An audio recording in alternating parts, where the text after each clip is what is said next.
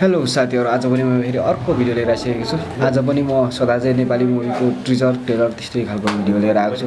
तपाईहरुलाई मेरो भिडियो के कस्तो लाग्छ, आफ्नो सल्लाह सुझाव प्रतिक्रिया कमेन्टमा दिनु होला। च्यानलमा नयाँ हुनुहुन्छ भने सब्स्क्राइब गर्नु होला र भिडियोलाई अन्तिमसम्म हेरिदिनु होला भन्दै माया भनेको यस्तै होला भन्ने मुभीको टिजर रियाक्ट गर्दै छु। हेरौँ टिजर कस्तो छ।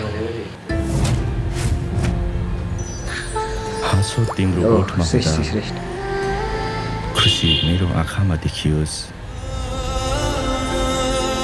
नितिशा पनि पीडा तिम्रो मनमा भए ओइ आँसु मेरै आँखाले बगाओस्।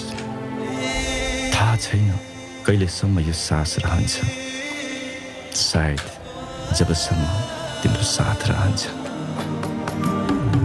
माया भनेकै यस्तो होला, एकै नजरमा बस्दो होला, मनको ढुक ढुक बढ्दो होला। माया भने व्हाट द फ्लप के हो यार यो? अब एउटा हिरो छ हैन, हिरोइन 3 जना छ। के हो हिरो चाहिँ हाम्रो प्ले बोय नै हुन्छ जस्तो छ मुभीमा। एकदमै यस्तो होला।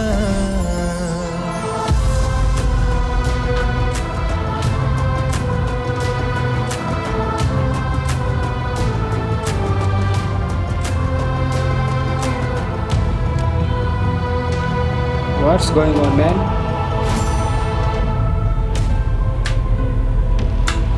भाद्र 26 गते ट्रिजर यति नै छ। एकदमै छोटो ट्रिजर अनि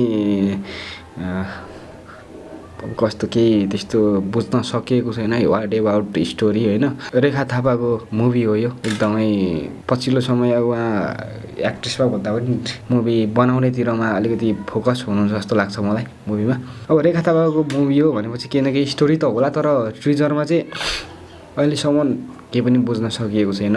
अब हिरोइनहरू 3 जना हुनुहुन्छ भनेदेखि हिरो एकजना मात्रै अनि बिहे 2 जनासँगै भइसकेको देखाइसकेको छ भनेदेखि ट्रेजेडीवाला मुभी हो जस्तो लाग्छ मलाई। अब तपाईहरुलाई के कस्तो लाग्छ, आफ्नो सल्लाह सुझाव चाहिँ प्रतिक्रिया चाहिँ कमेन्टमा दिनु होला भन्दै आजलाई चाहिँ भिडियोबाट बिदा हुन चाहन्छु। धन्यवाद।